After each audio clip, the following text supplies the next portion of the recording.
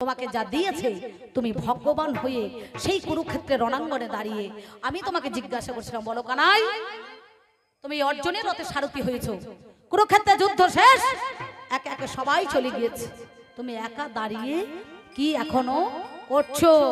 এবার আর এক কথা বলি তোমার, আমি আর এক কথা বলি তোমার, আমি তোমারে জানাই কথা তোমারে জানাই, কথা তোমারে জানাই। ভীষ্মর সরসজ্জা হয়েছিল না, কি বলছেন? ভীষ্মর সরসজ্জা হয় না? ভগবান শ্রীকৃষ্ণ জিজ্ঞাসা করেছিল কে কতদিন যুদ্ধ করতে পারবে? ভীষ্মদেব বলল আমি 10 দিন, গুরু দ্রোণাচার্য বলল আমি 5 দিন, আর কর্ণ বলল আমি 3 দিন, না কি বলছেন? হ্যাঁ, 10 আর 5 15, 3 18, 18 ছাড়া কিন্তু হবে না। আমি বলেছিলাম 18 দিনে যুদ্ধ কেন, 18 কেন, 16 নয়, 17 নয়, 15 নয়, 14 নয়, 13 নয়, 12 নয়, 11 নয়, 9 নয়, 10 নয়, এগুলা বাদ দিয়ে কেন তোমার 18টা? বলছে বাবারে তুই যদি এত কঠিন প্রশ্ন করতিস আমি গানই করতাম না, নাকি বলছেন? এটা আবার কোনো প্রশ্ন হলো? এটা সিম্পল একটা কথা তোমার কাছে আমি বলেছিলাম। তাই সেদিন 5খানা বান তোলা ছিল, কাকে? পঞ্চ পাণ্ডবদেরকে মারার জন্য। বান গোটা সবারই বুকে আছে আমাদের, মদন, মাদন, মোহন, শোষণ আর স্তম্ভ, এই 5টা বান, 5টা বান আমাদের মধ্যে এখানে আছে। এই 5টা বান ভীষ্মদেবের কাছে তোলা ছিল পঞ্চ পাণ্ডবকে মারার জন্য। চালাকি করে রাজমটুকটা গিয়ে দুর্যোধনের কাছে চেয়ে নিয়েছিল। কে নিয়েছিল? ভগবানের পরামর্শে, কৃষ্ণের পরামর্শে অর্জুন নিয়েছিল। বলে দাদা আমরা তো জীবনে কোনদিন রাজা হইতে পারবো না, তাহলে তুমি এক কাজ করো, ওই রাজমটুকটা দাও।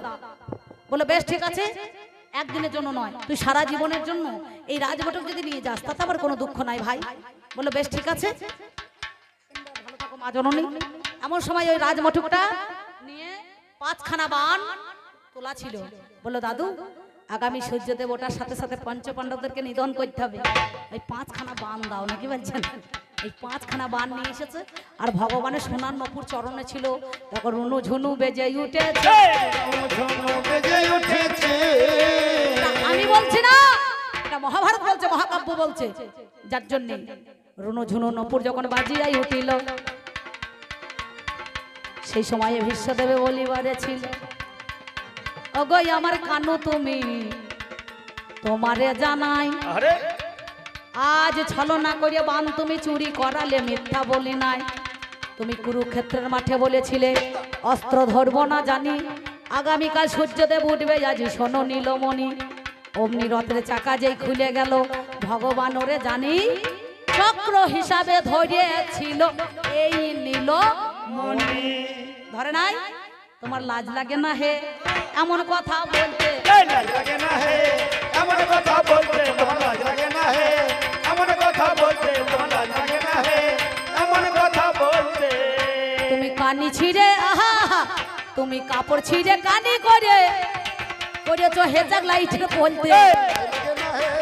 এমন কথা বলতে তোমার লাজ লাগে না হে এমন কথা বলতে, তোমার লাজ লাগে না হে এমন কথা বলতে, তোমার লাজ লাগে না হে এমন কথা বলতে। তুমি লোকের হয়ে ওকালতি করছো, লোকের হয়ে কাঁদছো, আবার তুমি মুখে বড় বড় কথা বলছো। হ্যাঁ, আমি বলেছিলাম নিত্য ধন অনিত্য ধন, সরৈশ্বর্য বীর্য যশ শ্রী জ্ঞান বৈরাগ্য যার মধ্যে বিরাজিত মান তিনি তো ভগবান। ঐশ্বর্য মাধুর্য নহে সমতুল, তথাপি ঐশ্বর্য মাধুর্যের মূল। তাহলে ভগবান হয়ে যা করেছো তুমি ভুল।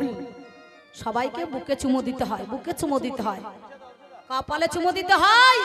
আর আজ তুমি আমার ছেলেদেরকে পদাঘাত করছো, পঞ্চ পাণ্ডবদেরকে জড়িয়ে ধরছো।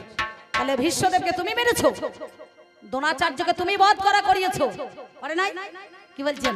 দ্রোণাচার্যকে বধ করা করিয়েছো, ধর্মরাজকে দিয়ে মিথ্যা কথা বলেছে।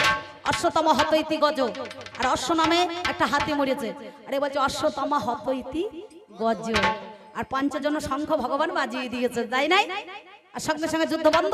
আর দুর্যোধন, হ্যাঁ দ্রোণাচার্য থমকে দাঁড়িয়ে গেছে, আর সঙ্গে সঙ্গে মনে করুন অর্জুন বান মেরে দিয়েছে, ব্যাস আর বান লেগে গিয়েছে, আর অগ্নিবাস হয়ে গেছে, মরণ। তাহলে এর জন্য কে দায়ী? হ্যাঁ, আমার ছেলেদের উপরে দায়ী ভার করলে তো আমি মানবো না। হ্যাঁ, নাকি বলছেন? কারো বোঝা কাউকে দেওয়া যাবে না। তাই মাগো তোমরা আর ঘুমিও না। তাই তো কানাইকে আমি বলেছিলাম, কানাই এই কুরুক্ষেত্রের মাঠে দাঁড়িয়ে কি করছো? এবার মা গান্ধারী কি করিল, হাই রে মরি হাই। আমার কি সুন্দর ছিল কথা, মিথ্যা বলি নাই। মা গান্ধারী এসে কানাইকে বলিবারে ছিল, কানাই আমার যখন কৌরা বংশ ধ্বংস হয়ে গেল, পাকা চুলে মা গান্ধারী সিঁদুর পরে হায়, তার পুত্র বধূরা স্বামী হারা কি বলিব ভাই। কেন জানো, একটা গান আছে, স্বামী হারা নারীর জীবন বেকার, হাইরে দুনিয়া অন্ধকার। স্বামী হারা নারী জীবন বেকার, হায়রে দুনিয়া অন্ধকার। স্বামী হারা নারী জীবন অন্ধকার, অন্ধকার।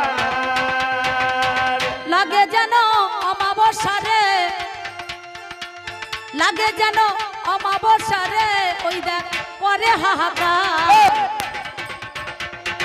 জীবন বেকার, হায়রে দুনিয়া অন্ধকার। স্বামী হারা নারী জীবন বেকার, হায়রে দুনিয়া অন্ধকার। ভাই পয়সা আমাকে 50 টাকা দিয়েছে, তুমি বড় হও বিদ্যাসাগর মতো হবে, বুঝতে পারছো? হ্যাঁ সুন্দর, তাই সেদিন মা গান্ধারী অভিশাপ দিল, রে কানাই আজ আমার কৌরব বংশ ধ্বংস হয়ে গেল। কত নারীর চোখের জলে সিংহাসনের জল তাদের পাষাণ ধুয়ে চলে গেল, কত পুত্রবধূরা পুত্রহারা হলো, কত নারী সীমন্তে সিঁদুর মুছে গেল, কত মায়ের কোল খালি হলো, কত সন্তান তারা স্ত্রী হারা হলো। এই কুরুক্ষেত্রের মাঠে শ্মশানে পরিণত হলো। আমি তোকে অভিশাপ দিলাম, আজ যেমন আমার কৌরব বংশ ধ্বংস হয়ে গেল, তোরও 56 কোটি যদু বংশ ধ্বংস হবে, ধ্বংস হবে, ধ্বংস হবে, ধ্বংস হবে। ভগবান সেদিন মা গান্ধারীর কথা মতন ওই অভিশাপ মস্তকে ধারণ করলো, বললো মা আমি যুগ যুগ ধরে ভক্তের বোঝাই তো বয়ে বেড়াই, এই দক্ষিণাটা নেওয়ার জন্য যে অর্জুনের 18 দিনের রথ চালিয়ে দিলাম আমি, তার গাড়োয়ান হয়ে, সেই রথের সারথি হয়ে, কৃষ্ণ তো দেহ রথের সারথি, এই রথিটাকে সার করতে হয়। ঘোড়ার 6টা দেখবেন লাগাম থাকে, কাম, ক্রোধ, লোভ, মদ, মোহ, মাশ্চর্য, সব ঘোড়ার মুখে লাগাম দেওয়া যায়, কিন্তু কামের মুখে লাগাম দেওয়া যায় না। কাম নিমিত্ত মাত্র চারা দিয়ে উঠবে, ভাই মানবে না, বোন মানবে না, মা মানবে না, ছেলে মানবে না, কাম দুরন্ত গতিতে সে তার নিজের কাজ করে যাবে নাকি বাবা? তাহলে সেই জন্য আমাদের কবিগান কীর্তন হলে 3 ঘন্টা শেষ হয়ে যেত। যেই আসতো আমাদের সুমন দাদা এলো, পদ্ম দাদা এলো, পদ্ম পলাশ এলো, দেখবেন সব 1,20,000 80,000 টাকা করে নাই। আর কবি গান সস্তার গান সিঙ্গাপুরি কলার মতো, মনে করছে আরো হোক আরো হোক। কমিটি বলছে আসার সময় একটু ধৈর্য করিয়েন দ্বিতীয় পালাটা, সবাই মিলে যদি আমাদেরকে ধৈর্য করিয়ে নেয় তাহলে আমরা বাঁচবো কদিন, বুঝতে পারছেন? বোম্বে বাক্য খায়, বাক্যতে আয়ু খায়। আপনাদের একদিন, এখন আমাদের সেই 18 পালা গান আছে, পরপর প্রত্যেকটা দিন আমাদের রাত জায়গা এখন মোটামুটি এই আজকে মাসের 10 দিন তো পালা হইল বাবা। তাই চলা বলার পথে আমি আপনাদের কাছে যদি কোনো ভুল টুটি কিছু করে থাকি, নিজের সন্তান হিসাবে, নিজের কন্যা হিসাবে, নিজের আমার মায়েরা মেয়ে হিসাবে, আমার ভাইয়েরা দিদি হিসাবে ক্ষমা করবেন। কারণ আমি কবি গান গাইছি বলে সব জানতাবালা নই বাবা। কারণ কবিয়াল বছর অন্তর একবার করে ফিল্টার করতে আসে, আর কবিয়ালদের মাঝে শ্রোতা থাকে ট্যাঙ্কি সরু, ট্যাঙ্কিতে লোড করে বসে থাকে, আর কবিয়ালরা বছর অন্তর একবার করে ফিল্টার করে আসে।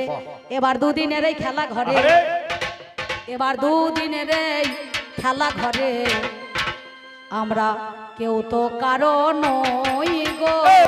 2 দিনের খেলা ঘরে কেউ তো কাউরি নয় গো। 2 দিনের খেলা ঘরে আমায় যেতে হবে বহু দূরে, বলো যেতে হবে বহু দূরে, এই আসা যাওয়া রয় গো। 2 দিনের খেলা ঘরে কেউ তো কাউরি নয় গো। 2 দিনের খেলা ঘরে আমাদের যাওয়া আসা, নিঃশ্বাসকে বিশ্বাস নাই বাবা। ভগবান আমাদের মধ্যেখানে যতটুকু দিয়েছে, রূপ, রস, গন্ধ, শব্দ, স্পর্শ, এই জগৎ সংসারের মধ্যেখানে আমরা নিয়ে বেঁচে আছি। সংসারের মায়ায় পূর্ণ করে পাঠিয়ে দিয়েছে। ঝাঁকা বোঝাই করে মাল এনেছিলাম, ভবের বাজারে বেচা কেনা করলাম, লাভ যদি হয় ভালো, আর দেনা যদি হয় আবার গুটিয়ে দিয়ে ঘর চলো। ঠিক। প্রত্যেকটা মানুষ ঝাঁকা বোঝাই করে মাল আনা শূন্য করে চলে যায় নাকি বাবা? তাহলে বলো হরি হরি বল। তাহলে ঝাঁকা বোঝাই করে মাল আনা হলো লাভ যদি ভালো, যদি মুখের ভাষা ভালো থাকে বেচা কেনা হয়, আর মুখের ভাষা যদি না ভালো হয় কলসর মোড়ে সেই মাল নিয়ে বসে থাকতেই হবে নাকি বলছেন? সবাই তাকাবে, দেখবে আর পালাবে। তাই আমাদের মধ্যে এখানে যেমন ভালো হয়েছে, ওকে আমি ব্যক্তিগত দাদা বলি, আমাকে বোন বলে, কেউ শ্রদ্ধা করে। কবি গান হচ্ছে বাবার নাম ভুলুনো গান, বুঝতে পারছেন? পেটের লজ্জা নাই। কোনোদিন কারো বউ সাজতে হয়, কারো মা সাজতে হয়, কারো বোন সাজতে হয়, হবে বলে কাটাকাটি রক্তেতে ভিজবে না মাটি। হবে বলে কাটাকাটি রক্তেতে ভিজবে না মাটি।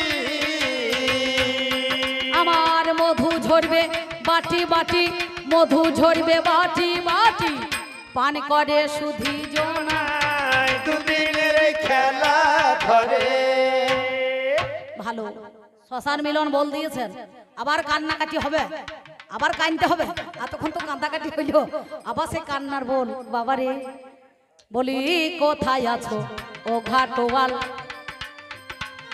তুমি আমার দিকে করো খেয়াল। আর কোথায় আছো Check. ভাটোয়াল, Check. আমার দিকে করো খেয়াল। Check. ভালো। আমি শ্মশানে এসেছি আজকে একাল, শ্মশানে এসেছি Check. আজকে একাল, আমার ডাকে সারা দাও না। দুদিনের এই খেলা ধরে। চেক